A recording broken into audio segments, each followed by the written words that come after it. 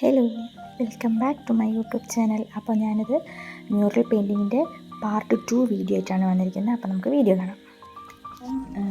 Blue കളറിന് വേണ്ടിയിട്ട് ഞാനിവിടെ മിക്സ് ചെയ്യുന്നത് നമ്മുടെ സാപ്പ് ഗ്രീനും അതേപോലെ തന്നെ പേർഷ്യൻ ബ്ലൂ ആണ് ഞാനിവിടെ എടുക്കുന്നത്. അപ്പോൾ നമുക്ക് ആദ്യം തന്നെ പേർഷ്യൻ ബ്ലൂ എടുക്കാം. പേർഷ്യൻ ബ്ലൂ ഒരു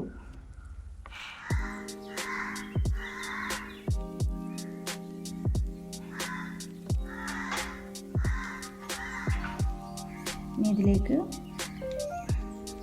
കുറച്ച് നമുക്ക് എത്ര പോർഷൻ ചെയ്യേണ്ട അത്ര ഗ്രീനും എടുക്കാം. നന്നായിട്ട് മിക്സ് ചെയ്ത്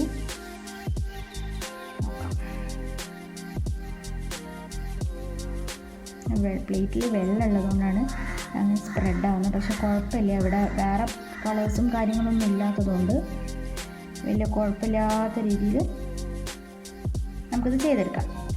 വേറെ കളറൊന്നും മിക്സ് ആവില്ല. കാരണം ഈ ഒരു കളർ വേണം. ഈ ഒരു കളറ് നമുക്ക് ലൈറ്റായിട്ട് അടിച്ചെടുക്കാം. വാട്ടർ കൂടുതലാക്കിയിട്ട് നമുക്കൊന്ന് അടിച്ചെടുക്കാം.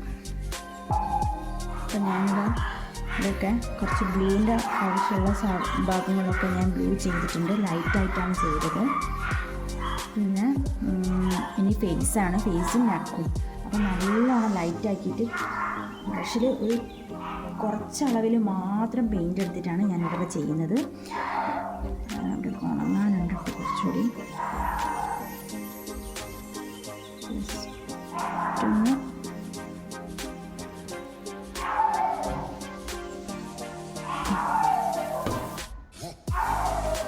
ഒന്ന് വരച്ചെടുക്കുക. എന്നിട്ട് അത് കുറച്ചും കൂടി വെള്ളം ചേർത്തിട്ട് ലയിപ്പിച്ചെടുക്കുകയാണ് ചെയ്യുക.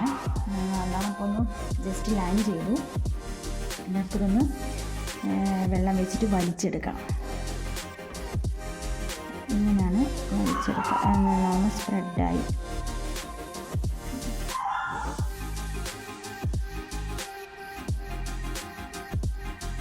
നല്ലോണം സ്പ്രെഡായി കിട്ടുന്നുണ്ട്.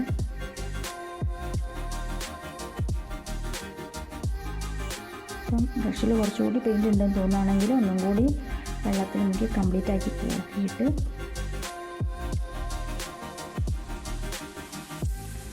ജസ്റ്റ് ഇങ്ങനെ അങ്ങോട്ട് വലിച്ചെടുക്കുക.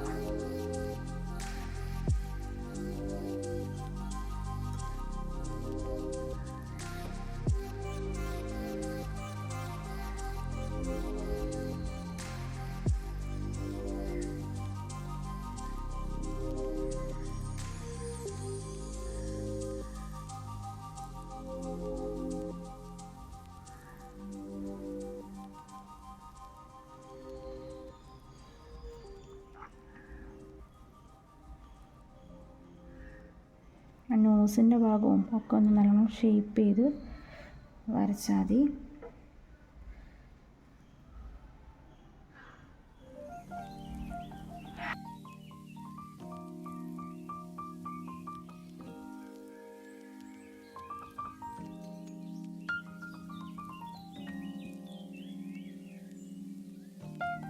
അപ്പോൾ നമ്മൾ ആ എടുത്തൊരു കളറ് മാത്രം വെച്ചിട്ടാണ് നമ്മളിപ്പോൾ ഇത്രയും കളറ് നീക്കി വെള്ളം കൂട്ടി ചെയ്യാണ്. അതാണ് ഫസ്റ്റ് ടോൺ കൊണ്ട് ഉദ്ദേശിക്കുന്നത്. ആദ്യം തന്നെ ഒരുപാട് കളർ എടുത്തിട്ട് അങ്ങോട്ട് ആക്കരുത്. അപ്പം അത് ഭയങ്കരമായിട്ട് ബോറാവും ചിത്രം.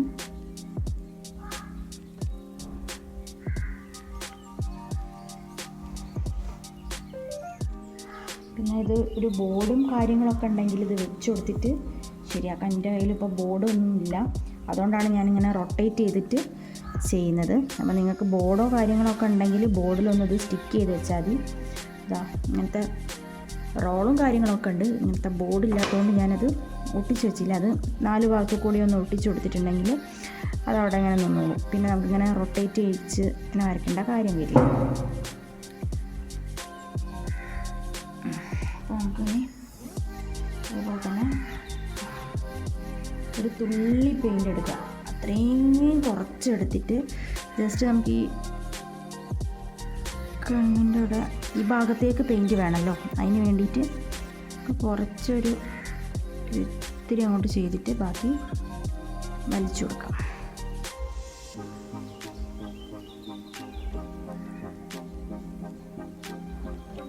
വലിച്ചെടുക്കുന്നുണ്ട്.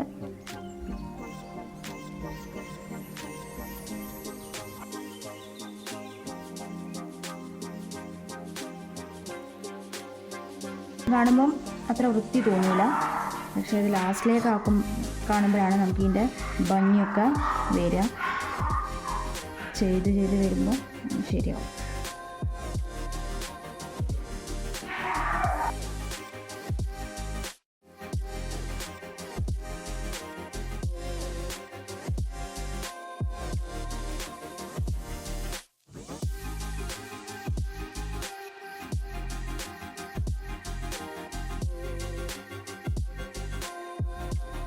ഈ നെക്കിന് വേണ്ടിയിട്ട് കുറച്ചും കൂടി പെയിൻറ്റ് നമുക്ക് ഈ നെക്കിൻ്റെ ഇവിടെ ഇത് ഉണങ്ങാത്തത് കൊണ്ടാണ് ഇങ്ങനെ സ്പ്രെഡ് ആവുന്നത്.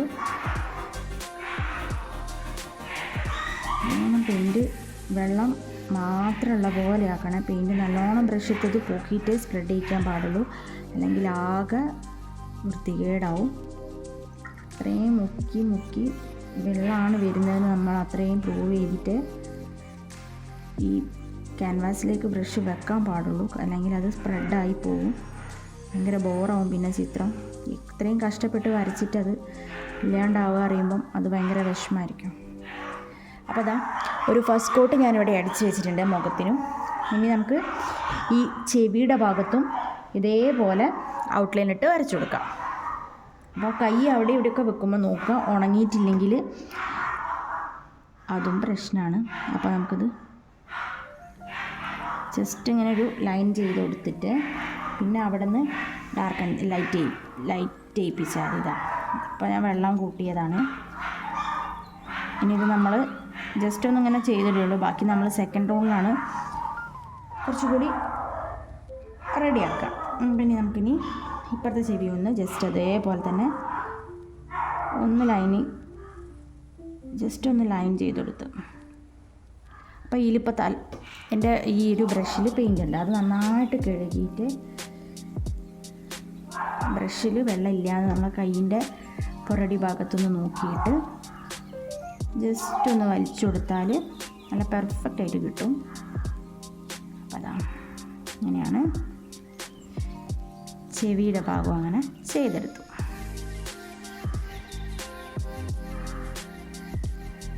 ഇനി നമുക്ക് നന്നായിട്ട് ഉണങ്ങിയ ശേഷം ഇനി ബാക്കി ചെയ്യാൻ പറ്റുള്ളൂ. അപ്പോൾ നന്നായിട്ട് ഉണങ്ങാൻ വേണ്ടിയിട്ട് നമുക്കിത് വെക്കാം. അപ്പോൾ അതാ നന്നായിട്ട് ഉണങ്ങി സെറ്റായിട്ടുണ്ട്. നമുക്കിതിൻ്റെ സെക്കൻഡ് ടോണ് ചെയ്യാം.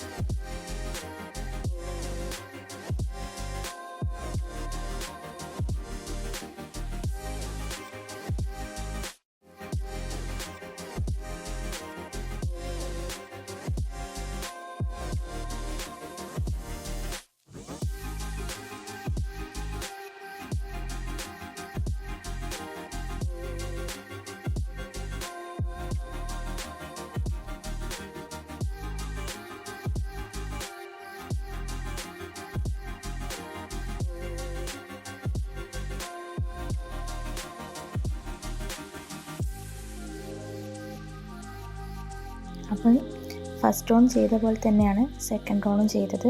അതുകൊണ്ടാണ് ഞാൻ കുറച്ച് സ്പീഡിൽ ചെയ്തത്, അല്ലാണ്ട് ടൈം വല്ലാണ്ട് ഡിലേ ആയിപ്പോവും. അപ്പോൾ ഇത് നന്നായിട്ട് ഉണങ്ങിയ ശേഷം ഇനി പാർട്ട് 3 കാണാം. അപ്പോൾ ബൈ.